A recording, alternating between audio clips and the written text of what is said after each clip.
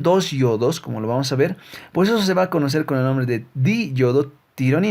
Y la unión del yodo, siempre tienes que acordarte, es en los sitios del anillo fenólico en 3 y 5, que se suele preguntar también. ¿Ok? Este proceso se conoce como organificación. ¿Qué es la organificación? La unión del yodo a la tirosina. Y bien, finalmente después, ¿qué es lo que tenemos? El yodo, bueno, tenemos que formar T3 y T4. ¿Eso qué quiere decir? Que si tú unes mid y dit, entonces puedes tener tres yodos y eso se conocen como T3. Y si unes dos DIT, entonces puedes tener 4 yodos, entonces se conoce como T4, tetrayodotironina, nada más. ¿Ok? Y ese proceso se conoce con el nombre de acoplamiento. ¿Ok? Acoplamiento. Y también está mediada por la tiroperoxidasa. Entonces aquí la que se lleva la flor en la noche es la tiroperoxidasa. Finalmente tenemos el almacenamiento de estas hormonas. Ok, ahora bien, una forma de aprender esto y de recordarlo es que justamente te van a preguntar, siempre se suele preguntar en los exámenes, el orden de la secuencia en la síntesis, ¿sí? Tienes que acordarte de esta viejita que lo hemos visto en Coco, que tenía hipotiroidismo. No, no, mentira, es mamá Coco, que estás en el cielo, cuídame. Bueno, mamá Coco, bueno, no está en el cielo, no está en el mundo de los muertos, ahora que lo pienso. Bien, tienes que acordarte nada más el nombre de ella, de Mamá Coco. O sea, no de Mamá Coco, de Mamá Coco. ¿Por qué razón? Lo que tienes que acordarte aquí es el orden de las letras. ¿Sí? Coco, ¿ok? Sí, suena gracioso y ridículo, lo sé. Pero bien, vamos con la C. C de captación. Y esto se pregunta, ¿qué sucede en la captación? Interviene el transportador sodio-yodo y me hace que el sodio ingrese. En la oxidación, gracias a la tiroperoxidasa, el yodo se va a convertir en yodo orgánico. En la organificación, se va a unir este yodo orgánico, gracias a la TPO, a la tirosina, al residuo de tirosina. En el acoplamiento ahora se va a formar realmente T3 y T4 gracias a la unión de monoyodotironina y diyodotironina, ¿sí? Que para darnos T3 y T4. Y finalmente tenemos el almacenamiento de mamá, porque ellas almacenan todo. Y finalmente tenemos la secreción de la hormona. ¿Ok? Bien. ¿Qué sucede ahora? Veamos un poquito qué sucede en la secreción de la hormona. Bien, si hemos almacenado muy bien la hormona fíjese, en este coloide, entonces puede hacer un proceso de pinocitosis. Y gracias a la pinocitosis perdón, las T3 y T4, pero unido siempre a tiroglobulina. Esta ingresa al folículo y gracias a las enzimas lisosómicas del lisosoma, pues se va a separar. Lo que necesito aquí es que se separe la tiroglobulina de los residuos de tirosina, ¿sí? Gracias a la desiodasa también que está aquí, algunas MIT y DIT se van a separar y van a darme finalmente yoduro nuevamente. Pero el resultado final, ¿cuál va a ser? Separación de T3 y T4 de la tiroglobulina. Y ya tengo las hormonas que necesitaba formar. ¿Ok? Bien. Ahora, ¿qué es lo que sucede aquí? T3 y T4 salen a la circulación porque son enzimas fácilmente difusibles y listo, los tengo en la circulación. ¿Qué pasa con la tiroglobulina? Esta puede volver al RER para sintetizar nuevamente tiroglobulina, ¿sí? Los aminoácidos que estaban ahí, y el yoduro regresa al pool de yodo. ¿Ok? Bien. En el plasma ahora T3 y T4 se van a unir a proteínas. El 99% se une a proteínas. El 70% está unido a la transportadora de tiroides. La albumina el 20% y la prealbumina el 10%. Se pregunta eso, amigos. Mucho cuidado. Pónganle pausa y memorícenselo, por favor. ¿Ok?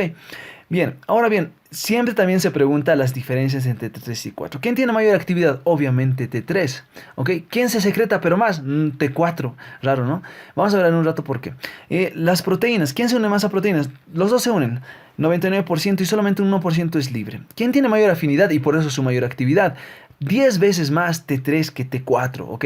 ¿Quién tiene una vida media mayor? T4. Por eso T4 podemos decir que es el reservorio de las hormonas tiroideas, que se va a convertir en el tejido periférico a T3, porque vive menos. Y si te das cuenta, T3 es más activo, puede ingresar a los tejidos más rápido, puede hacer efecto más rápido, porque la afinidad al receptor es más eficiente de T3. ¿Está bien? Bueno, ingresan a los tejidos y estos pueden difundir fácilmente por difusión simple a la célula. Tenemos entonces una célula efectora, su membranita celular, y esta va a tener obviamente un núcleo, ¿ya? Donde va a actuar. Bien, T4 es mayor en el plasma, pero gracias en los tejidos periféricos a una desiodasa va a aumentarme los niveles de T3 porque va a convertir a T4 en T3. Va a quitarme un yodito y lo va a convertir en T3 nada más. Ok. Y tenemos ahora el núcleo. ¿Dónde va a actuar estas hormonas? Recuerden que son hormonas que actúan directamente en el ADN, pero tienen receptores en el ADN. ¿Qué son estos receptores? Son proteínas unidas al ADN. ¿Cuáles son? TR-alfa, TR-beta 1, beta 2 y beta 3, receptor del retinoide X, etc. Entonces T3 se va a unir a estas proteínas que son promotores genéticos. Todo esto se conoce como elemento de respuesta a tiroides. ¿Ok? Entonces, ¿cuál va a ser el resultado final? Obviamente, si estimulo la síntesis de ARN mensajero, finalmente tengo síntesis de proteínas, ¿sí? Entonces, si tengo síntesis de proteínas, ¿cuál es el resultado final? Ahorita lo vemos. Bien, T3 y T4 va ahora a la circulación plasmática, sigue en el plasma. Y tiene que ir a cumplir su función a muchos órganos. Y va a haber órganos donde se van a metabolizar, como ya lo habíamos mencionado. Por ejemplo, en el hígado, T4 se va a convertir en T3 reversa, que es una hormona inactiva. ¿Y quién hace eso? La desiodasa reversa. ¿Está bien? Nunca se olviden. ¿Ok? Esta desiodasa reversa me transforma a T4 a T3 reversa, o sea, me la inactiva. Y por lo tanto, se puede sacar este yodo, convertirlo en yoduro y, si te das cuenta, nuevamente a la circulación. Entonces, síntesis de proteínas, aumento del metabolismo basal. ¿Y qué habíamos dicho? Si piensas en T3 y T4, tienes que pensar en metabólicas, que son hormonas metabólicas que van a aumentar la función metabólica. Bien, entonces aquí ya tenemos las hormonas pues ya maduritas, T3 y T4, miren, con 4 yoditos. Recuérdate, los sitios de unión siempre son los puntos 3, 5 del anillo fenólico, T3 y T4. Bien, ok, ahora bien, cuando yo he logrado finalmente sintetizar, si te acuerdas, nuestro eje hipotálamo, hipófisis, tiroides, si he logrado sintetizar T3 y T4, sobre todo T3, esta va a ir y va a decirle al adenohipófisis, no, basta muchachos, al hipotálamo también. Esto se conoce como contrarregulación negativa. Bien, ahora veamos un poquito de lo que sucede con la TSH. Bien, ¿por qué es tan importante que se libere TSH en el folículo? Porque la TSH, miren lo que va a hacer. Primero, que va a estimular la captación, ¿sí? Va a estimular al NIS, va a estimular a la pendrina, va a estimular a la tiroperoxidasa, por lo tanto oxidación, organificación, acoplamiento, y también va a estimular la pinocitosis. O sea, si te das cuenta, la TSH va a estimular la síntesis realmente, como es de la tiroides. Y eso se pregunta también, ¿dónde actúa la TSH? Y ya saben ahora. Bien. En el metabolismo basal, en el sistema nervioso, primero vamos a ver efectos que va a tener: maduración, mielinización, aumento de los reflejos, aumento de la vigiliación y activación neuronal. Sobre todo maduración, porque personas con déficit pueden tener cretinismo cuando son niños, ¿no?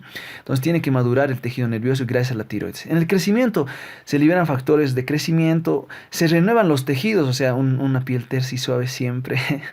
Y personas que no tienen, por ejemplo, tienen piel seca, ¿no? En el sistema cardiovascular, vamos a ver que estas hormonas van a aumentarme en la función beta 1, van a aumentarme la función sobre todo simpática. Quiere decir, van a aumentar receptores simpáticos en el corazón, en los vasos sanguíneos. Por lo tanto, va a aumentarme el gasto cardíaco, la frecuencia cardíaca. Aquí existe una contradicción, porque existe en realidad vasodilatación. Y uno diría, pero debería haber vasoconstricción, pero hay vasodilatación por disipación de calor. El cuerpo tiene que perder calor. Y finalmente, en la reproducción, lo que sucede es que estas hormonas aumentan la gametogénesis, o sea, contribuyen a la gametogénesis. Y bueno, por el otro lado vamos a ver que una de las funciones importantes del metabolismo, o sea, si algo sucede en metabolismo, te acuerdas que el metabolismo es catabolismo y anabolismo, la suma de esas dos, pues obviamente es liberación de energía, y eso se conoce como termogénesis, donde va a haber consumo de oxígeno y aumento de la producción de CO2. Bien, entonces en la termogénesis, tienes que acordarte que estos sujetos van a tener modificaciones en los metabólicas en los sustratos. Veamos, en los hidratos de carbono, ¿qué sucede? Esta hormona es hiperglucemiante, me aumenta la glucosa. ¿Por qué mecanismos? Glucogenólisis, que quiere decir que va a destruirme el glucógeno que tengo reservado en el hígado, y va a entrar a este ciclo de glucogenólisis, me aumenta la glucosa. Gluconeogénesis agarra sustratos distintos como aminoácidos y ácidos grasos y me los convierte en glucosa finalmente. ¿Qué sucede ahora con los lípidos? En los lípidos lo que sucede es lo siguiente. Tenemos el adipocito que reserva triglicéridos. Y aquí sucede lipólisis. Esto, por si acaso, se pregunta siempre en los ácidos grasos, en los lípidos, en los hidratos de carbono. Se pregunta siempre. Bien, lipólisis que aumenta ácidos grasos, glucosa más alta y nuevamente termogénesis. En las proteínas sucede prácticamente lo mismo. Pero si tú dirás, pero si es crecimiento, obviamente tiene que hacer síntesis de proteínas. Pues aquí puede haber un efecto. Proteosíntesis, evidentemente, pero generalmente predomina la proteólisis cuando hay exceso de la hormona. Me destruye proteínas, me aumenta aminoácidos y finalmente termogénesis, lo que me aumenta la energía, ¿ok? En el paciente. Y esto a la larga va a traer consecuencias que no es es una función desregulada. El paciente pierde lípidos y pierde proteínas, por lo tanto pérdida de peso, paciente con fatiga, puede tener debilidad, intolerancia al calor, porque obviamente tenía termogénesis aumentada. Ya terminando el video, entonces veamos los trastornos. Recuerda que en las hormonas, los trastornos pueden ser por exceso o por defecto, ¿ok? Si es un exceso, obviamente vamos a hablar de hipertiroidismo, si es un defecto, vamos a hablar de hipotiroidismo. Si es un defecto, el tratamiento es evidentemente darle a este paciente reemplazar la hormona, o sea, darle levotiroxina. Si es el exceso, tengo que utilizar fármacos para evitar que se forme el yodo, tiosanatos, propiltiuracilo, beta bloqueantes. O el mismo yodo, ¿sí? A ver, veamos, ¿qué sucede en el transportador de sodio? El propiltiuracilo se ha demostrado que es un fármaco evidente que puede disminuir el transporte de yodo. Y además el yodo, como tal, en altas dosis puede producir un efecto de Wolff-Chaikoff que me disminuye la absorción de yodo. El propiltiuracilo y los tiocianatos también pueden bloquear la tiroperoxidasa, ¿ok? Y finalmente la desyodación puede ser bloqueado por el propiltiuracilo y el propranolol, un beta bloqueante. Ok amigos, eso es todo el video. Pregunta: ¿será que los residentes tienen sentimientos? Si tú conoces un residente que tiene sentimientos, pues deja su nombre en los comentarios para que le mandemos saludos. Bueno, muy bien. Y aquí está la bibliografía. Espero que les sirva, amigos. Vayan a repasarlo. Si ustedes quieren que les pase los libros, además mándenme un inbox. Y pues estamos hablando. Y si quieren que mande saludos a su universidad, también escríbanme. Y finalmente, nuevamente, les hago la invitación. Los que vayan a Cochita, o sea, a Cochabamba, para este simposio internacional, van a ir a ver esta maravilla que es realmente muy hermoso. El Cristo de la Concordia en un atardecer. Bueno, Cochabamba es una ciudad muy linda, muy hermosa. Y bueno, amigos, espero que todos ustedes vayan a ese congreso. Chau, chau, chau, chau, chau. Chau.